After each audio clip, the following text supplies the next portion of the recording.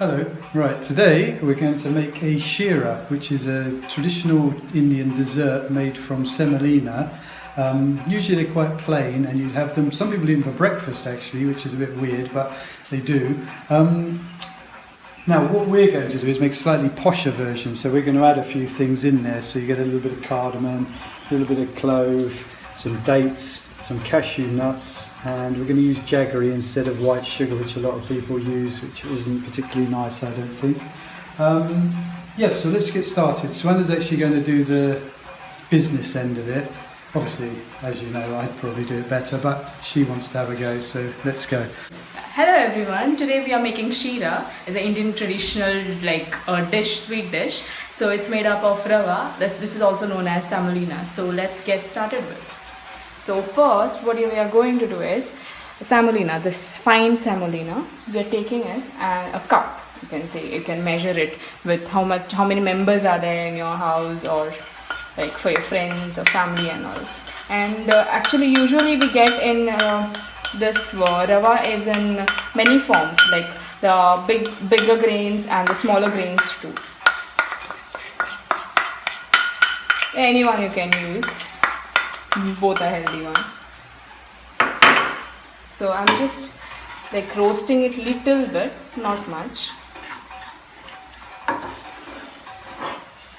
Just like to apologise to everyone for the slightly dark picture at the moment, because it's actually monsoon time here, so there's hardly any light, and we've also got a power cut today, which doesn't help very much. I think it's probably clear enough to see what's going on. She's actually just toasting the rava in a dry pan at the moment. It should be a little bit brownish or goldenish, you can say, but you don't have to burn it a lot. Like, be careful about the gas stove flame. So basically keep the flame relatively low and cook it slowly until it goes golden brown. And while she's doing that, I'd just like to mention, I know like in the last video, she got banished from the village.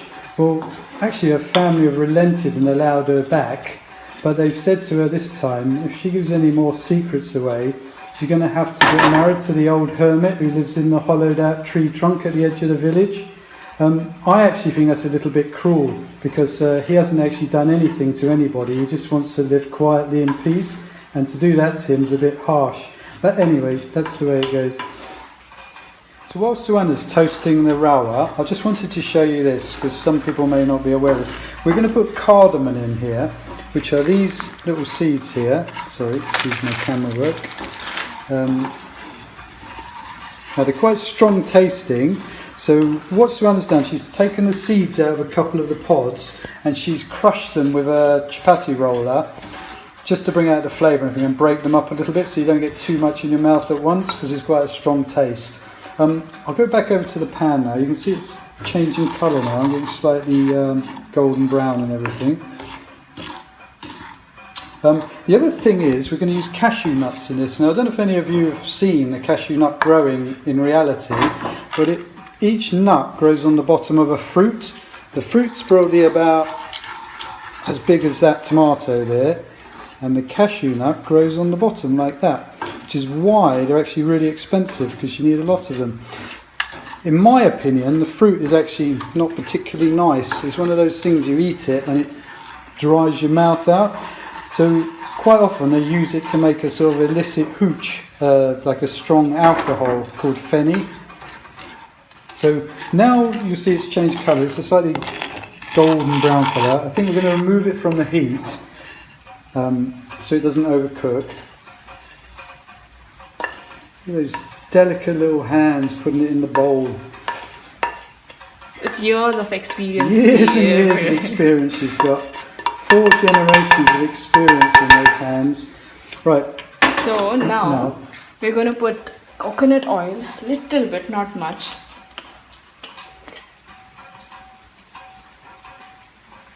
Yeah, that's enough. Like a small teaspoon.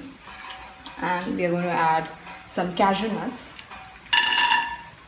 We'll fry it little bit, like until they don't become like goldenish color. Now, what I think happened over the years The reason a lot of the Indian food and desserts and things were all made in a pan is because they didn't have ovens traditionally like we do in the UK. Everyone's got an oven so you can bake cakes, bread, develop everything. But most things were cooked either on a fire or on a stove. So a lot of the desserts and things were developed to be able to be cooked in a pan, which is a bit unusual for us, but quite normal here. So this should become a little bit golden brown. They have already started becoming.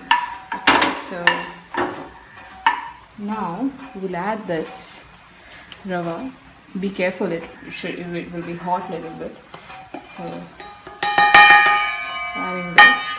Actually, each one has a different method to make sheera. So I hope nobody gets this blamed or like obsessed with that. So it's my kind of a way to make sheera.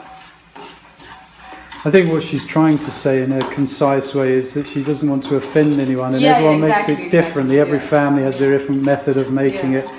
This is the way she's grown up with, so we're going to stick with what we know. And I don't like to be the same with the same everyone's method and all. I want my version of things to be done. So, for better or worse, we're going to end up with some kind of sheera at the end. Definitely it will be good. Yeah, well, it will be a delight. Okay, so we'll add some water to it.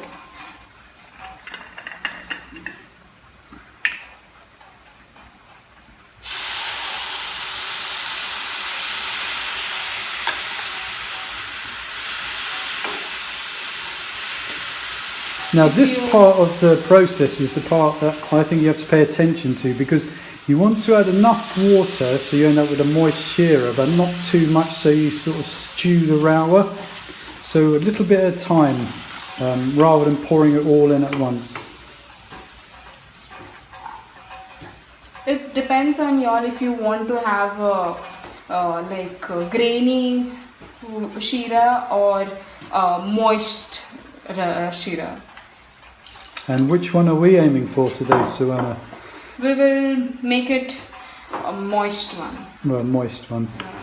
This could actually be her last sheera for a while, because she could be married to the old man who lives in the tree trunk at the edge of the village. Although he did get to hear of it, and I saw him packing his bags rapidly this morning. So we'll come to this recipe. So we are adding some jaggery.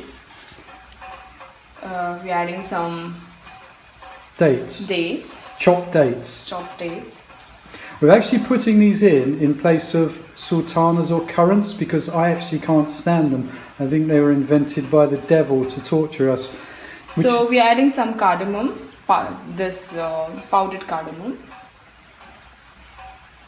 This is probably the seeds from 3 or 4 pods, I'd say. Yeah.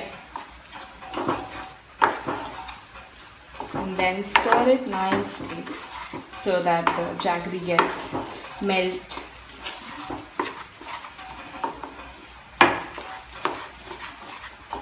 So what you're trying to do now is blend everything together, because you don't want great lumps of sugar. Jaggery, by the way, is a kind of raw cane sugar that we tend to use more over here than... I'm adding some more water, because I'm finding it will become like grainy, which we don't want.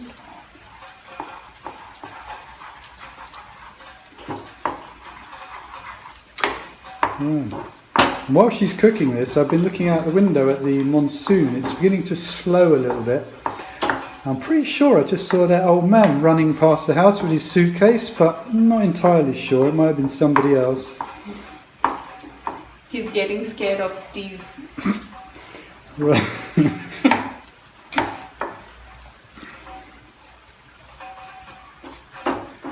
It takes a bit time to dissolve the jaggery into this rava, but you should have patience. Okay, so this is almost like ready, but a thing is there. We have to cover this lid to get the rava to be steamed actually, so that you get nice moist rava. Okay, so we're going to leave that for a few minutes and then we'll show you the result. Okay. So This has been steaming in its own steam. We turn the heat off once we put the lid on and let it steam in its own steam for about 5 minutes, and you see it's all kind of fluffed up a little bit and become sort of textured. What we're going to do now is we're going to put it in a dish. We use this little mould and we're going to tip it into a dish, and then we're going to dress it. So what we're going to do to make it a little bit posher, I've made some puree here from mango. These are fresh mangoes, they're in season at the moment and they're delicious. We're also going to use chiku. This is a fruit that I don't think you have in the UK. That's it, cut open. But to me it tastes like a sort of, it's a little bit grainy, like a baked pear, but it's lovely and sweet. So we're going to use that, and we're going to use a little bit of coconut milk.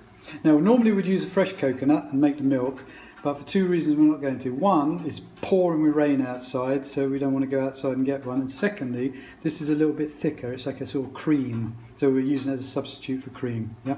Okay, so we're going to dress this, and then we'll come back and show you what it looks like.